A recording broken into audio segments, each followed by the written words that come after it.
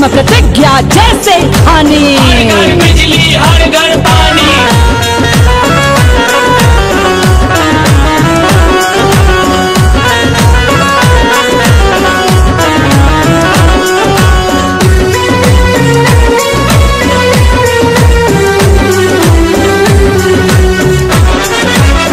गरीब अब खुशी मनाए, 200 रुपए बिजली बिल आए, भ्रष्टाचारी बच ना पाए, बैठा नजर गड़ाए, करे गरीबों का उद्धार अपनी बीजेपी सरकार।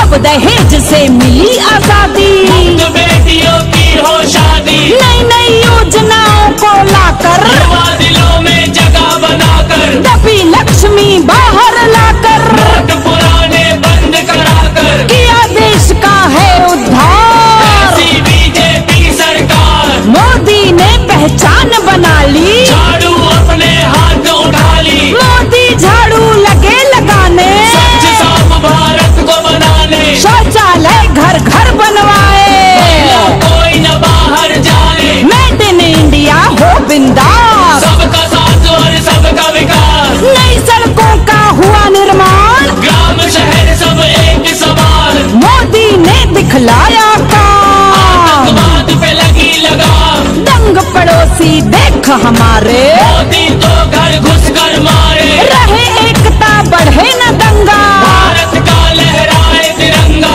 बीजेपी की यही है आस, सबका साथ और सबका विकास, अन्नपूर्णा योजना लाए, कोई भूखा सो ना पाए, बदल रहा है भारत पल पल, 1 रुपए में गेहूं चावल, लेते विपक्षी आंखें फेर, मोदी शेरों का है शेर, जिसने माँ के दर्द को जाना, घर बने गैस में खाना, मिला प्रदूषण से छुटकारा, बहनों का बना सहारा, अब हम वचन निभाएंगे, मोदी को ही लाएंगे, अच्छा शासन नायक मोदी, प्रधानमंत्री लायक मोदी, सिंह सिंहासन बैठाएंगे, राज ना कर पाएंगे, अच्छा प्रधान बनाना है, मोदी को ही लाना है, भारत का बदले इतिहास, सबका साथ और सबका विकास, मोदी का होगा अभिनंदन, घर रह जाएंगे गठबंधन।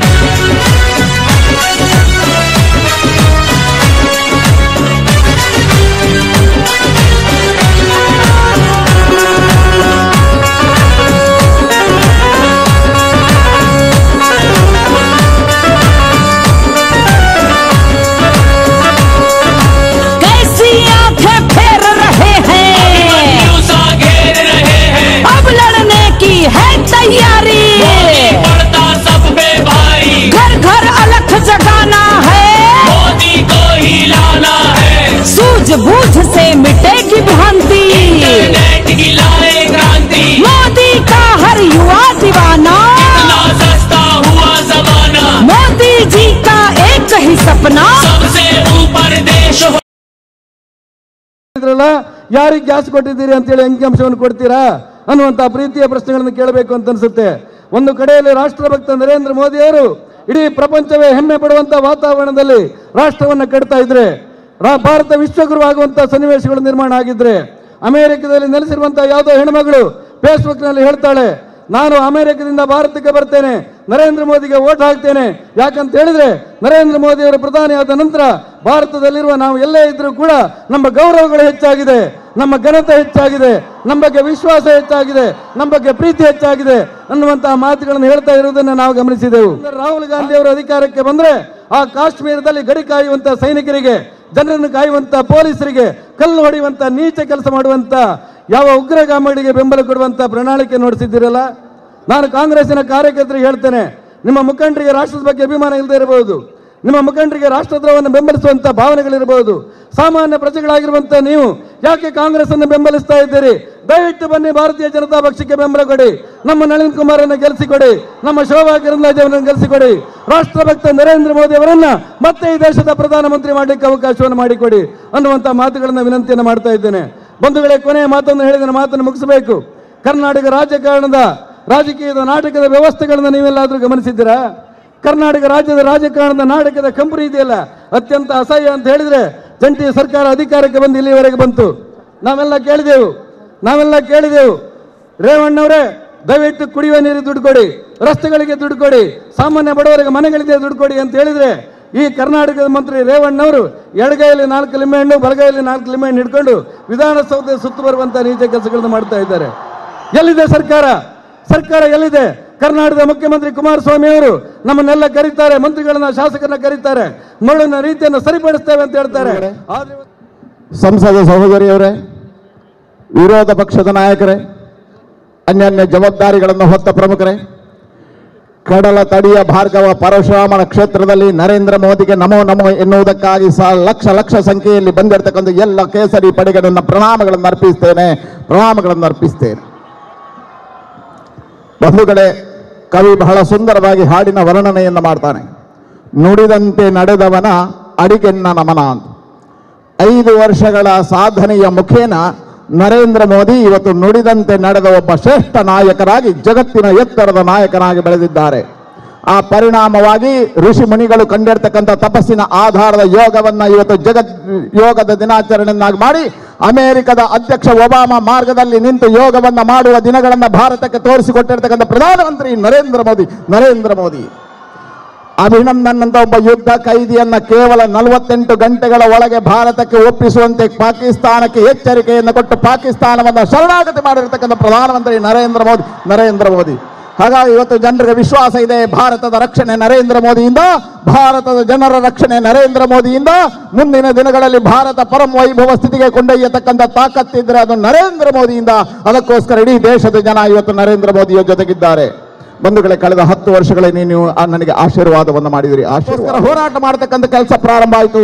ಈ ಜಿಲ್ಲೆಯಲ್ಲಿ ನಮ್ಮ ಪ್ರಶಾಂತ್ ಪೂಜಾರಿಯಿಂದ ಹಿಡಿದು ದೀಪಕ್ ರಾವ್ ವರೆಗೆ ಹಿಂದೂ ಕಾರ್ಯಕರ್ತರ ಹತ್ಯೆ ಆದಾಗ ಕುಶಾಲನಗರದಿಂದ ಮಂಗಳೂರಿನವರೆಗೆ ಪಾದಯಾತ್ರೆ ಮಾಡಿ ನಾವು ನ್ಯಾಯವನ್ನು ಕೇಳುವಂತ ಪ್ರಯತ್ನವನ್ನು ಮಾಡಿದೆವು. ದೇವಿ ವೈದ್ಯತೆ ಕ್ಷೇತ್ರದಲ್ಲಿ ಅನ್ಯಾಯ ಆದಾಗ ದೇವಿ ವೈದ್ಯತೆ ಕ್ಷೇತ್ರದವರೆಗೆ ಪಾದಯಾತ್ರೆಯನ್ನು ಮಾಡಿ ಈ ಸಮಾಜಕ್ಕೆ ನ್ಯಾಯ ಕೊಡ್ತಕ್ಕಂಥ ಸಾಮಾಜಿಕವಾಗಿರ್ತಕ್ಕಂಥ ಹೋರಾಟವನ್ನು ಮಾಡಿದ್ದೇನೆ. ಹಾಗಾಗಿ 16 ಕೇಸುಗಳು ಬಂದಿದೆ. ಆದರೆ ನನಗೆ ಒಂದೇ ಒಂದು ಕೇಸು ಗೂಂಡಾಗಿರಿಗೆ ಬಂದಿಲ್ಲ, ಪಬ್ಬಿಗೋಸ್ಕರ ಬಂದಿಲ್ಲ, ಕ್ಲಬ್ಬಿಗೋಸ್ಕರ ಬಂದಿಲ್ಲ, ಕ್ಲಬ್ಬಿನಲ್ಲಿ ಡ್ಯಾನ್ಸ್ ಮಾಡಿದ್ದಕ್ಕೋಸ್ಕರ ಬಂದಿಲ್ಲ, ಗೂಂಡಾಗಿರಿಯ ರಾಜಕಾರಣ ಮಾಡಿದ್ದಕ್ಕೆ ಬಂದಿಲ್ಲ, ಜನರನ್ನು ಹಿಡ್ಕೊಂಡು ಹೋದಕ್ಕೆ ಬಂದಿಲ್ಲ. ಈ ಜಿಲ್ಲೆಯ ನೆಲ ಜಲ ಉಳಿಸುವುದಕ್ಕೋಸ್ಕರ ಹೋರಾಟ ಮಾಡಿದ್ದಕ್ಕೆ ಬಿದ್ದಿದೆ. ಹಾಗಾಗಿ ಮುಂದಕ್ಕೂ ಈ ಜಿಲ್ಲೆಯನ್ನ ನಾನು ಇಷ್ಟು ಮಾತ್ರ ಹೇಳಬಲ್ಲೆ, ಸಮಯದ ಅಭಾವ ಇದೆ. ಸಹೋದರಿ ಶೋಭಕ್ಕ ಮಾತನಾಡಲಿಕ್ಕಿದೆ, ನರೇಂದ್ರ ಮೋದಿ ಅವರು ಇಳಿದು ಬರ್ತಾ ಇದ್ದಾರೆ. ಹಾಗಾಗಿ ನಿಮ್ಮಲ್ಲಿ ಒಂದು ಪ್ರಾಮಾಣಿಕವಾಗಿ ಹೇಳಬಲ್ಲೆ, ಈ ಬಾರಿ ಅವಕಾಶವನ್ನು ಕೊಡಿ. ನರೇಂದ್ರ ಮೋದಿ ಅವರ ಆಶೀರ್ವಾದದಲ್ಲಿ ದಕ್ಷಿಣ ಕನ್ನಡ ಜಿಲ್ಲೆಯನ್ನ ಕರ್ನಾಟಕದಲ್ಲಿ ನಂಬರ್ 1ನೇ ಸ್ಥಾನಕ್ಕೆ ಅಭಿವೃದ್ಧಿಯಲ್ಲಿ ತರುವಂತಹ ಪ್ರಾಮಾಣಿಕವಾಗಿರ್ತಕ್ಕಂಥ ಪ್ರಯತ್ನ ಮಾಡ್ತೇನೆ. ಹಾಗಾಗಿ ಜಗದ್ವಂದ್ಯ ಭಾರತ ನಿರ್ಮಾಣಕ್ಕೆ ನರೇಂದ್ರ ಮೋದಿ ಅವರಿಗೆ ಬೆಂಗಾವಲಾಗಿ ನಿಲ್ಲುವುದಕ್ಕೆ ದಕ್ಷಿಣ ಕನ್ನಡ ಜಿಲ್ಲೆಯ ಜನ ನೀವು ಆಶೀರ್ವಾದ ಮಾಡಿ ಅಂತ ಹೇಳಿ ಮನೆಗಳಿಗೆ ಬಂದು ನಿಮ್ಮಲ್ಲಿ ಆಶೀರ್ವಾದವನ್ನು ಕೇಳಬೇಕು ಅಂತಿದ್ದೆ. ಆದರೆ ಇವತ್ತು ಬಂಧುಗಳೇ, ನಿಮ್ಮೆಲ್ಲರ ಮುಖದಲ್ಲಿ, ನಿಮ್ಮೆಲ್ಲರ ಹೃದಯದಲ್ಲಿ ಈ ಜಿಲ್ಲೆಯ ಮತದಾರ ದೇವರುಗಳನ್ನು ಕಾಣ್ತಾ ಇದ್ದೇನೆ. ನಿಮ್ಮೆಲ್ಲರ ಆಶೀರ್ವಾದ, ಆ ಮತದಾರರ ಆಶೀರ್ವಾದ ಅಂತ ತಿಳ್ಕೊಳ್ತೇನೆ. ಇಲ್ಲಿ ಬಂದಿರತಕ್ಕಂಥ ಲಕ್ಷ ಜನಸಂಖ್ಯೆ ಇದೆಯಲ್ಲ, ಇದು ದಕ್ಷಿಣ ಕನ್ನಡ ಜಿಲ್ಲೆಯ ಮತದಾರರ ಹೃದಯ ಅಂತ ತಿಳ್ಕೊಳ್ತೇನೆ. ಇದು ಜಿಲ್ಲೆಯ ಮತದಾರರ ಭಾವನೆ ಅಂತ ತಿಳ್ಕೊಳ್ತೇನೆ. ಈ ಮೈಕ್ ನಿಮ್ಮ ಕಾಲು ಅಂತ ಮುಟ್ಟಿ ನಮಸ್ಕಾರ ಮಾಡಿ ಪ್ರಾರ್ಥನೆಯನ್ನು ಮಾಡ್ತೇನೆ. ಈ ಬಾರಿಯ ಚುನಾವಣೆಯಲ್ಲಿ ಆಶೀರ್ವಾದ ಮಾಡಿ ಭಾರತೀಯ ಜನತಾ ಪಾರ್ಟಿಯ ತಾವರೆಯನ್ನು ಅರಳಿಸಿ ಅದರ ಮುಖಾಂತರ ನರೇಂದ್ರ ಮೋದಿ ಅವರನ್ನು ಮತ್ತೊಮ್ಮೆ ಪ್ರಧಾನಮಂತ್ರಿ ಮಾಡಿ ಶುಭ ಆಗಲಿ.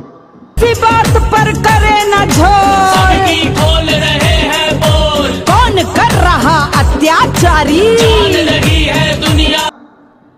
ನಿಯೋಜಿತ ಪ್ರಧಾನಮಂತ್ರಿಯಾಗಿ ಮಾಡುವಂತ ಸಂದರ್ಭದಲ್ಲಿ 4 ಭರವಸೆಗಳನ್ನ ಈ ದೇಶದ ಜನಕ್ಕೆ ಕೊಟ್ಟಿದ್ರು. ಈ ದೇಶದಲ್ಲಿ ಭ್ರಷ್ಟಾಚಾರ ರಹಿತವಾದಂತ ಆಡಳಿತವನ್ನ ಕೊಡ್ತೀನಿ, ಈ ದೇಶದಲ್ಲಿ ಅಭಿವೃದ್ಧಿ ಕೆಲಸವನ್ನ ಮಾಡ್ತೀನಿ, ಈ ದೇಶದ ಸೈನಿಕರಿಗೆ ಗೌರವ ಕೊಟ್ಟು ಗಡಿಗಳ ರಕ್ಷಣೆ ಮಾಡ್ತೇನೆ, ಭಾರತಕ್ಕೆ ವಿದೇಶದಲ್ಲಿ ಗೌರವ ಸಿಗುವ ರೀತಿಯಲ್ಲಿ ನಾನು ಈ ದೇಶವನ್ನ ಉತ್ತುಂಗಕ್ಕೆ ತಗೊಂಡೋಗ್ತೀನಿ ಅನ್ನುವಂತ 4 ಭರವಸೆಗಳನ್ನು ಕೊಟ್ಟು ಈ ದೇಶದಲ್ಲಿ ಚುನಾವಣೆಗೆ ಹೋಗಿದ್ರು. ಬಂಧುಗಳೇ, ಕಳೆದ 5 ವರ್ಷಗಳ ಅವಧಿಯಲ್ಲಿ ನಮಗೆ ಹೆಮ್ಮೆ ಇದೆ ನಮ್ಮ ನರೇಂದ್ರ ಮೋದಿಯ ಬಗ್ಗೆ, ನಮಗೆ ಹೆಮ್ಮೆ ಇದೆ ನಮ್ಮ ಸರ್ಕಾರದ ಬಗ್ಗೆ. ಈ 4 ಭರವಸೆಗಳನ್ನ ಈ ದೇಶದ ಜನರಿಗೆ ಈಡೇರಿಸುವಂತ ದೊಡ್ಡ ಪ್ರಯತ್ನವನ್ನ ನಮ್ಮ ನರೇಂದ್ರ ಮೋದಿ ಅವರು ಮಾಡಿದ್ದಾರೆ. ಬಂಧುಗಳೇ, ದೇಶದಲ್ಲಿ ಭ್ರಷ್ಟಾಚಾರ ರಹಿತವಾದಂತ ಆಡಳಿತ ಪ್ರಧಾನಿ ನರೇಂದ್ರ ಮೋದಿ ಅವರಿಗಾಗ್ಲಿ, ಅವರ ಮಂತ್ರಿಮಂಡಲಕ್ಕಾಗ್ಲಿ, ಅವರ ಅಧಿಕಾರಿ ವರ್ಗಕ್ಕಾಗ್ಲಿ, ಅವರ ಸಂಸದರಿಗಾಗ್ಲಿ ಇವತ್ತಿನ ತನಕ ಒಂದೇ ಒಂದು ಕಪ್ಪು ಚುಕ್ಕೆ ಇಲ್ಲದೆ ಭ್ರಷ್ಟಾಚಾರ ರಹಿತವಾದಂತ ಆಡಳಿತವನ್ನ ಕೊಟ್ಟಿದ್ರೆ ಅದು ನಮ್ಮ ನರೇಂದ್ರ ಮೋದಿ ಅವರ ಸರ್ಕಾರ ಅನ್ನುವಂತ ಹೆಮ್ಮೆ ಇವತ್ತು ನಮ್ಗೆಲ್ಲರಿಗೂ ಇದೆ ಬಂಧುಗಳೇ. ಈ ದೇಶದಲ್ಲಿ ಅಭಿವೃದ್ಧಿ ಕೆಲಸ, ಜನಸಾಮಾನ್ಯರಿಗೆ ತಲುಪುವಂತ ಯೋಜನೆಗಳು, ಉಜ್ವಲ ಯೋಜನೆಯ ಮೂಲಕ ಗ್ಯಾಸ್ ವಿತರಣೆ, ಸ್ವಚ್ಛ ಭಾರತ ಅಭಿಯಾನದ ಮೂಲಕ ಶೌಚಾಲಯ ವಿತರಣೆ, ಪ್ರಧಾನಮಂತ್ರಿ ಇವತ್ತು ಯಾವ ಯೋಜನೆಯನ್ನ ಘೋಷಣೆ ಮಾಡಿದರೆ ಆಯುಷ್ಮಾನ್ ಭಾರತ್, ಒಂದು ಕುಟುಂಬಕ್ಕೆ 1 ವರ್ಷಕ್ಕೆ 5 ಲಕ್ಷ ರೂಪಾಯಿಯನ್ನ ನಮ್ಮ ಮಂಗಳೂರಿನ ಉಡುಪಿಯ ಪ್ರತಿಷ್ಠಿತ ಆಸ್ಪತ್ರೆಗಳಲ್ಲಿ ಟ್ರೀಟ್ಮೆಂಟ್, ಯಾವುದೇ ಕ್ಯಾನ್ಸರ್ ಬರಲಿ, ಕಿಡ್ನಿ ರೋಗ ಬರಲಿ, ಹೃದಯ ರೋಗ ಬರಲಿ, ಯಾವುದೇ ಕಾಯಿಲೆ ಬಂದರೂ ಕೂಡ ಸರ್ಕಾರ ಕರಾವಳಿ ಜಿಲ್ಲೆಯನ್ನು ನಡೆಸಿಕೊಳ್ತಾ ಇರುವಂತ ರೀತಿಯನ್ನು ನೋಡ್ತಾ ಇದ್ದೇವೆ. ಕಳೆದ ಬಾರಿ ಬಜೆಟ್ನಲ್ಲಿ ಕರಾವಳಿಗೆ 1 ರೂಪಾಯಿ ಹಣವನ್ನ ಕೊಡಲಿಲ್ಲ. ಜಿಲ್ಲೆಯ ಎಲ್ಲ ಜನ ಶಾಸಕರು ನಾವು ಮುಖ್ಯಮಂತ್ರಿಗಳನ್ನ ಭೇಟಿ ಮಾಡಿದ್ವಿ. ಕರಾವಳಿಗೆ ಬಜೆಟ್ನಲ್ಲಿ ಅನುದಾನ ಕೊಡಿ, ಕರಾವಳಿಗೆ ಅನ್ಯಾಯ ಮಾಡಬೇಡಿ ಅಂತ ಹೇಳಿದ್ರಿ. ಅನುದಾನ ಕೊಡ್ಲಿಲ್ಲ ಬಿಡಿ, ಆದ್ರೆ ಮೊನ್ನೆ 4 ವರ್ಷದ ಕೆಳಗಡೆ ಉಳಾಯಿ ಬೆಟ್ಟಿನಲ್ಲಿ ಆದಂತ ಘಟನೆಯ ಕೇಸ್ಗಳನ್ನ, ಮುಸಲ್ಮಾನರ ಕೇಸ್ಗಳನ್ನ ಮಾತ್ರ ತೆಗೆದುಕೊಳ್ತೀರಿ ಅಂತಾದ್ರೆ ದಕ್ಷಿಣ ಕನ್ನಡ ಜಿಲ್ಲೆಯಲ್ಲಿ ಹಿಂದೂಗಳ ಪಾಲಿಗೆ ಸರ್ಕಾರ ಸತ್ತೋಗಿದೆ ಅಂತ ನಾವು ಭಾವಿಸ್ತೇವೆ. ಹಾಗಾಗಿ ಈ ಚುನಾವಣೆ ಕರಾವಳಿಗೆ ಅಪಮಾನ ಮಾಡಿದಂತ, ಕರಾವಳಿಯ ಜನರನ್ನ ತಿಳುವಳಿಕೆ ಇಲ್ಲ ಅಂತ ಹೇಳಿದಂತ ಕಾಂಗ್ರೆಸ್ ಜೆಡಿಎಸ್ನ ವಿರುದ್ಧ ಈ ಚುನಾವಣೆಯಲ್ಲಿ ಮತ ಚಲಾವಣೆಯನ್ನು ಮಾಡಬೇಕಾಗಿದೆ. ನರೇಂದ್ರ ಮೋದಿ ಅವರ ವ್ಯಕ್ತಿತ್ವ, ನರೇಂದ್ರ ಮೋದಿ ಅವರ ಎದೆಗಾರಿಕೆ, ನರೇಂದ್ರ ಮೋದಿ ಅವರ ಕಾರ್ಯಕ್ರಮ, ನರೇಂದ್ರ ಮೋದಿ ಅವರ ರಾಷ್ಟ್ರೀಯತೆ, ನರೇಂದ್ರ ಮೋದಿ ಅವರ ಪ್ರಾಮಾಣಿಕತೆ ಈ ಚುನಾವಣೆಯಲ್ಲಿ ಮತ್ತೊಮ್ಮೆ ಸಾಬೀತಾಗಬೇಕಾಗಿದೆ. ಹಾಗಾಗಿ ಇರುವಂತ 4-5 ದಿನಗಳ ಅವಧಿಯಲ್ಲಿ ಇಲ್ಲಿ ಸೇರಿರುವಂತ ನಾವೆಲ್ಲರೂ ಕೂಡ ಮತ್ತೊಮ್ಮೆ ನರೇಂದ್ರ ಮೋದಿ ಅವರ ಸರ್ಕಾರವನ್ನು ರಚನೆ ಮಾಡಲಿಕ್ಕೋಸ್ಕರ ಸನ್ಮಾನ್ಯ ನಳಿನ್ ಕುಮಾರ್ ಕಟೀಲ್ ರವರನ್ನ, ಶೋಭಾ ಕರಂದ್ಲಾಜೆ ಅವರನ್ನ ಅತ್ಯಂತ ಬಹುಮತದಿಂದ ಗೆಲ್ಲಿಸಿಕೊಡಬೇಕು ಅನ್ನುವಂತ ವಿನಂತಿಯನ್ನು ಮಾಡ್ತೇವೆ. नरेंद्र मोदी की, नरेंद्र मोदी की, नरेंद्र मोदी की, नरेंद्र मोदी की, हर हर मोदी, हर हर मोदी, हर हर मोदी। फिर एक बार बोलो भारत माता के, बोलो भारत माता के, नरेंद्र मोदी के। सेना है बलवान, कमल फूल हमारी पहचान। भारत की सेना को घर सुदृढ़ मजबूत बनाना है। शिक्षा बात हर एक क्षेत्र में नई योजनाएं पाना है। कश्मीर से कन्याकुमारी तक भारत एक बनाना है। पूरे विश्व में भारत को घर नंबर 1 में लाना है। तो सुनो ध्यान से, शत्रु दुश्मन की बातों में ना आना। एक बार जो भटक गए तो फिर जीवन भर पछताना। कलयुगी राहु के तू भारत में सत्ता जमाएंगे। सोने की चिड़िया भारत को फिर हम बचा न पाएंगे। मोदी जी की सारी मेहनत पर पानी फिर जाएगा। दुश्मन फिर भारत को कुचलने अपना शीश उठाएगा। उससे पहले जहरीले सांपों का फन कुचलना होगा। मोदी जी की आशाओं पर हमको खरा उतरना होगा। सच कहती हूँ, भारत विश्व शक्तियों में अग्रणी आएगा। सुदृढ़, विकसित और मजबूत हिंदुस्तान कहलाएगा। नरेंद्र मोदी सन्मान्य जिल्लाध्यक्षरे सालुपाड मुखेंदर नलिन कुमार कಟೀಲ್ ರೇ ಪೇಟನ್ನು ಕೊರೆದು ಎಸ್ ಅಂಗಾರ ಬಕ್ಕಮಟ್ಟ ರತ್ನಾಕರ್ ಹೆಗ್ಡೆ ಆರನ್ನು ಅರ್ಪಣೆ ಮಾಡುವ ಮಲ್ಪನ ಮುಖಾಂತರ ಸ್ಥಳೀಯ ನಮ್ಮ ಚಿತ್ರ ಕಲಾವಿದೆ ಚಿತ್ರಮಿತ್ರೆ ರಚನೆ ಮಲ್ತಿನಂಚಿನ ಚೌಕಿ ಜೀವನ ಆಚಾರ್ಯ ರಚನೆ ಮಲ್ತಿನಂಚಿನ ಚೌಕಿದಾರ್ ಶೇರೆ ಪನ್ಪುನ ಒಂದು ಕಲಾಕೃತಿನೇ ಶೋಭಾ ಕಿರಣ್ಲಾಜೆ ಗೊರ್ರೆಲೇರೆ ಕೋಟಿ ಚೆನ್ನೈಯರ್ನ ಕಲಾಕೃತಿನೇ ಸನ್ಮಾನ್ಯ ಸುನೀಲ್ ಕುಮಾರ್ ರೇ ಕೊರಂದುಲ್ಲೇರೆ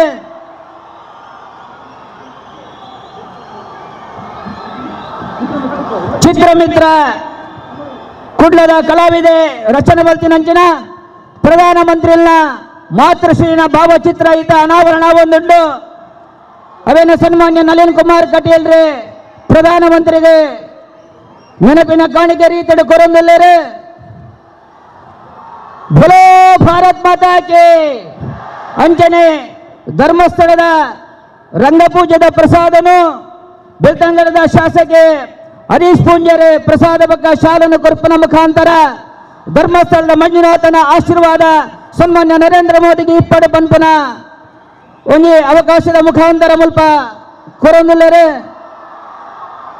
ದಕ್ಷಿಣ ಕನ್ನಡ ಜಿಲ್ಲೆದ ಜನತೆಯ ಗೌರವನ ಸನ್ಮಾನ್ಯ ಪ್ರಧಾನಮಂತ್ರಿಗಳು ಸಂತೋಷದ ಸ್ವೀಕಾರ ಮಾಡ್ತಂದಿದ್ದಾರೆ. बोलो भारत माता के एक बार बोलो भारत माता के आदरणीय भारतीय जनता पार्टी के फिर एक बार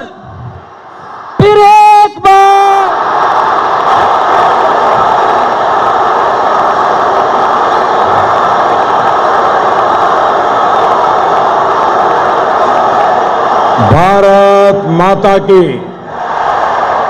भारत माता की। ये जो ऊपर है, आप सुरक्षित है क्या? देखिए, संभालिए अपने आप को। अगर आपको कुछ हो गया तो मुझे बहुत दुख होगा।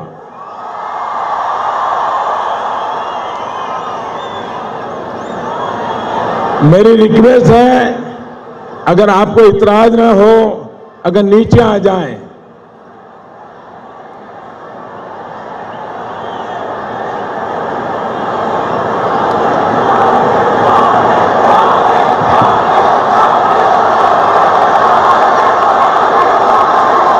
नीचे आ जाइए। देखिए, ऐसा रिस्क नहीं लेना चाहिए। मैं तो आपका ही हूं, दोबारा आऊंगा, फिर मिलूंगा।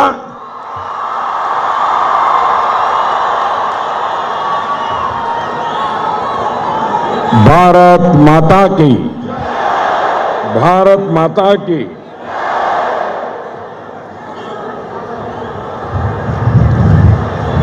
मंगलूरू,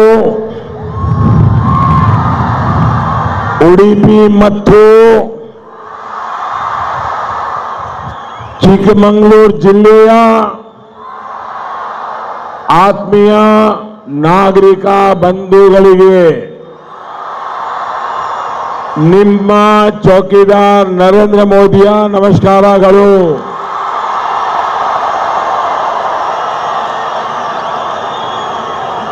मंदिरों, मठों, आस्था, आध्यात्म, संस्कृति, ज्ञान और राष्ट्रवादियों की पावन भूमि को मैं आदरपूर्वक नमन करता हूं। राम नवमी की आप सभी को बहुत बहुत शुभकामनाएं।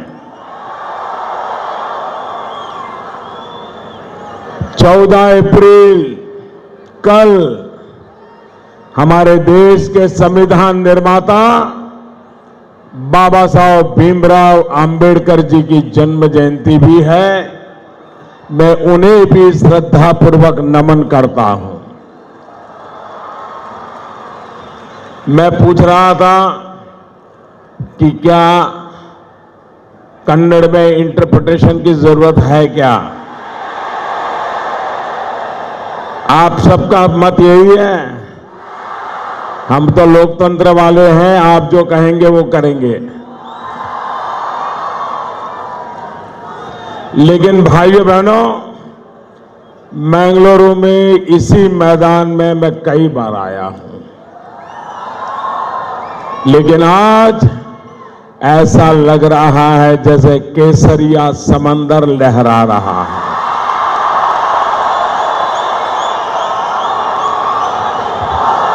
केसरिया रंग से आपने सब कुछ रंग दिया है आज। और मैं एयरपोर्ट से यहां आया, बड़ा लंबा सफर होता है। जब मैं देख रहा था कि पूरे रास्ते भर दोनों तरफ ह्यूमन चेन नहीं, ह्यूमन वॉल बना हुआ था। तो मेरे मन में शक हुआ कि इतने लंबे रास्ते पर लाखों लोग खड़े हैं, तो यहां कौन होगा? लेकिन मैं हैरान हूं, वहां भी उतने ही लोग और यहां भी उतने ही लोग।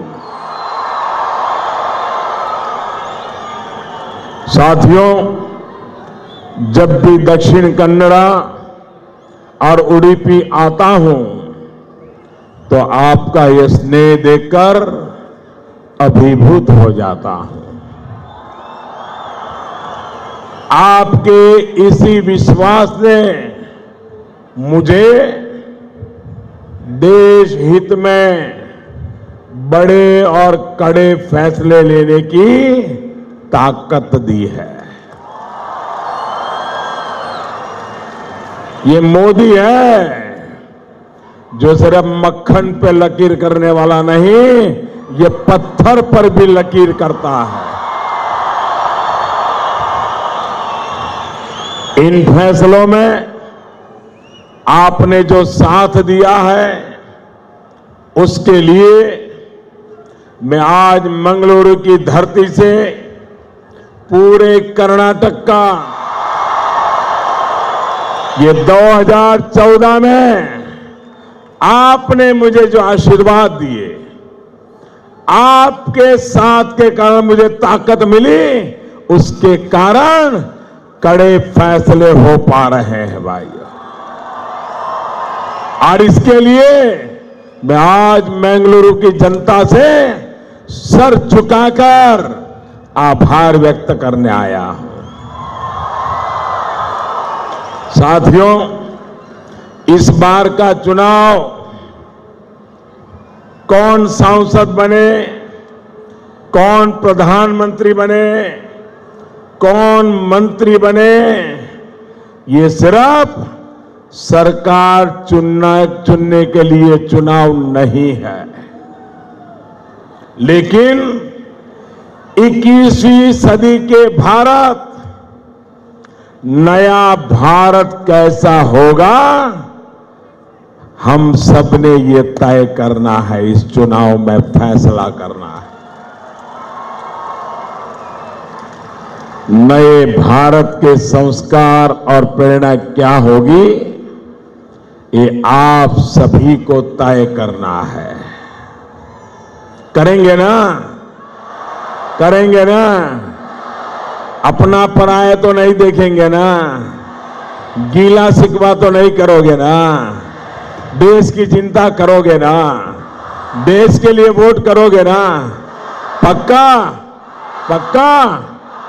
साथियों, कांग्रेस, जेडीएस और उस जैसे अनेक दलों की प्रेरणा परिवारवाद है और हमारी प्रेरणा राष्ट्रवाद है।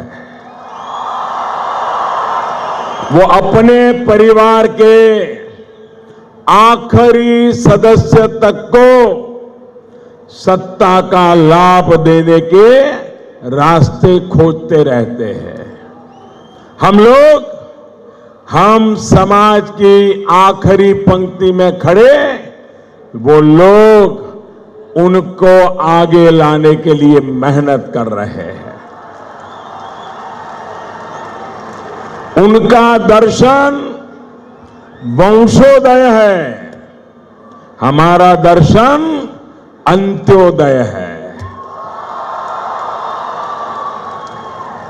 उनके वंशोदय से भ्रष्टाचार और अन्याय पैदा होता है, हमारे अंत्योदय से पारदर्शिता और ईमानदारी की प्रतिष्ठा बढ़ती है।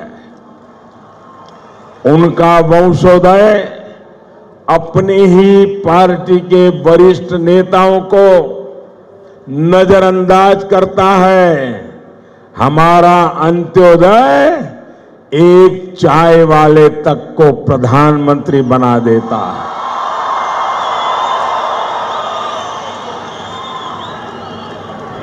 उनके वंशोदय ने गरीब को सिर्फ नारे दिए, हमारे अंत्योदय ने आज भारत में गरीबी कम की है, तेज गति से कम की है। इतना ही नहीं, देश में न्यू मिडिल क्लास निर्माण किया है।